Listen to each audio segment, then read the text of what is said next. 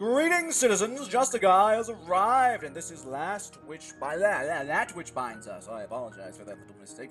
So, Idris and Evalise have been having some time together in this bookshop, learning about each other, although one of them knows more than the other. Not that the other knows it, but yes, they are learning in the bookstore, having some coffee, all these good things, and now Evalise wonders, could this be my new reality? It may be your reality, but just because you've grown used to it doesn't mean it can't change. Change? You barely know anything about it, right? What if I could help you find out more about it? And how would that work? My dad already scored through hundreds of books. That's not a lot when you consider just how much is out there about history. You never know, someone else might know more than you do. A street peddler could know more about it than me. See? Now that's just sad. So, then what are you proposing? That's what you're proposing. Don't put it like that. Sure, why not? It's not every day you stumble into something like this. Who knows? It might be fate.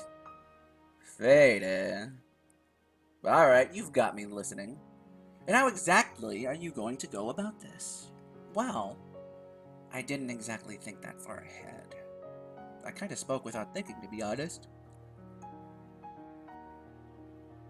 Maybe I was a bit scared I might lose the chance, that maybe I'd have to go home knowing there's more out there and I'd never see it again. Is that selfish? Wanting to spend more time with someone just to see how they live, how the world works from their eyes? Well, it'd definitely be an interesting thing to do on the side. I guess for starters, I'd need to better acquaint myself with the topic, so I'd need to research it for a while. In books or in person? Both, maybe. I've got a few ideas of where to start, though I bet your father already looked at the same places. Sounds like you've got some work ahead of you. Possibly. It depends on how much help I can get. I don't know about all that now. I'm not exactly the best help. Well, I would hope you'd be the one who knows the most about it. I probably am. But all this speculation talk is getting a bit boring, and it's getting late. Want me to walk you home? I live a few miles away. I can drive you then. He stutters a bit on the drive part, his words afterwards trailing off. If I'm really going to spend more time with this guy, I'll most likely eventually have to get in his car. But not tonight. I'll just take a cab. You've already paid for my drinks. I'd rather not make you pay for more gas, too. Idris sighs, apparently realizing he's not going to be able to talk me into it. Alright. You shouldn't even be driving. I can still smell alcohol on you. Fair enough. Will you at least let me walk you to a cab? Afraid I might run into a thug? Hey, there's a lot of crime these days. We need to watch out. Aw, and you'll protect me? I do have a knife. I'm sure that'll be great in a gunfight. It'd be a lot better than nothing. Sure, if you say so. Let's get going then, before the sun starts to rise. I'll call a cab on our way out. It's not that late at night. It's almost 1. We need to get out of here. Dots. Home sweet home. That was certainly more eventful a night than I planned. In the future, I've got to remember not to immediately tell her about the knife. Not that I'm thinking about going through all of this again. I think I've had enough of trying to run away or whatever I called myself doing. This time will be different. If I get more threats, then I'll just have to figure out what to do from there. But it's not going to include leaving her. Not this time. Dots. I want to see if she made it to apartment all right, but she might think I'm just being nosy. I'll just have to hope. Uh-oh. Wow, I definitely wasn't expecting all of this. Getting dragged out to a bar by Sierra. It was just a few hours ago, but it seems like a whole week has passed since. Didn't think I'd ever say this, but I'm grateful she coerced me to go. Such a small world we live in. I had mostly forgotten about that man, but now... what am I supposed to do now, though? I only have a few ideas on where to start looking. Like he said, I probably won't find anything. His father spent years searching just to find nothing. All of this just because I was too curious. I do want to find out more. I want to know how it works. I want to know how such a strange object could stay hidden for so long. Well, I do know that there's more out there. Maybe I'll go to the library tomorrow. I'm sure there's tons of books on reality-defying artifacts that are real. I'd have better luck looking online on occult forums, I'm sure. Do I expect to find anything? Does he even expect me to find anything? Goodness. Now I'm just overthinking this. I can really feel the alcohol now, too. It's time for me to go to bed. Dots. Why's the sun gotta be so harsh today?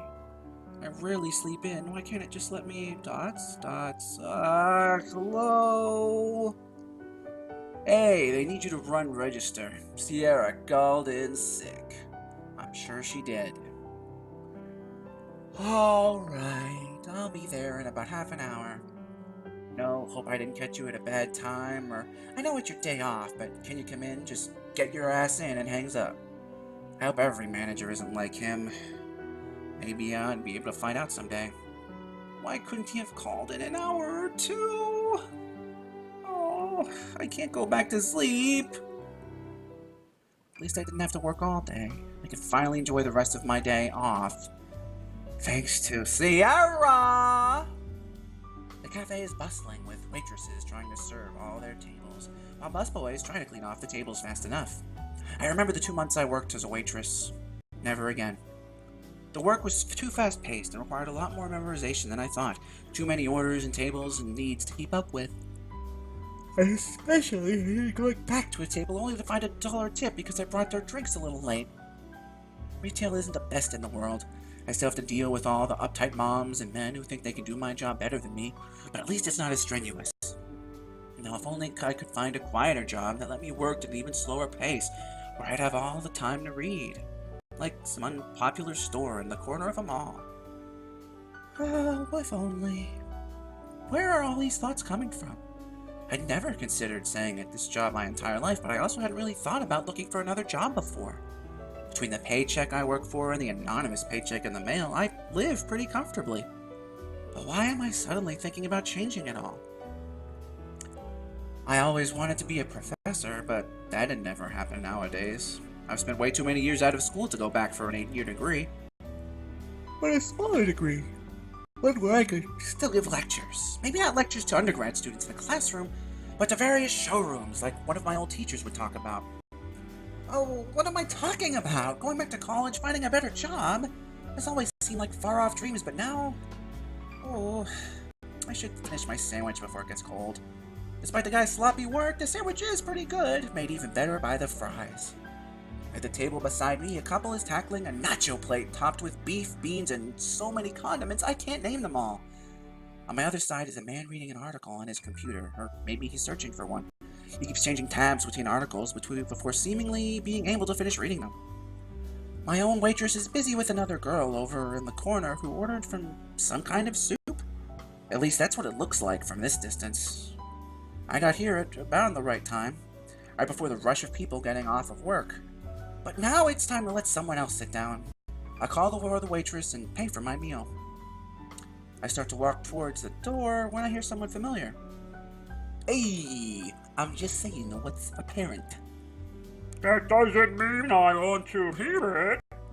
As soon as I hear Byron talking, I start to walk towards him. But the other man he's with has a serious scowl on his face and makes me hesitate. Ooh, a choice! A choice, citizens, a choice. Let's covertly eavesdrop. Instead of leaving, I lean up against the wall and pull out my phone, pretending not to look at it. I've got a lot more problems than dealing with what you want or don't want to hear. Okay. I know. Are they talking business? I've never really seen any of his business partners. How much longer, at least? Surely you know that, right? How the hell would I know that? Byron leans in a bit to the man, lowering his voice. They were already talking quietly underneath all of the clatter from the restaurant. The only reason I can tell what they're saying is because I'm familiar with Byron's unique voice. People don't like when I say this, but I'd much rather this take another year or two than for it to be botched up by even a fraction. He leans back in his seat, confident in what he said, while the other man looks just shocked. Another year or two? You don't understand how delicate this is, my friend. I must not. They won't like this. I never said it would be another year or two.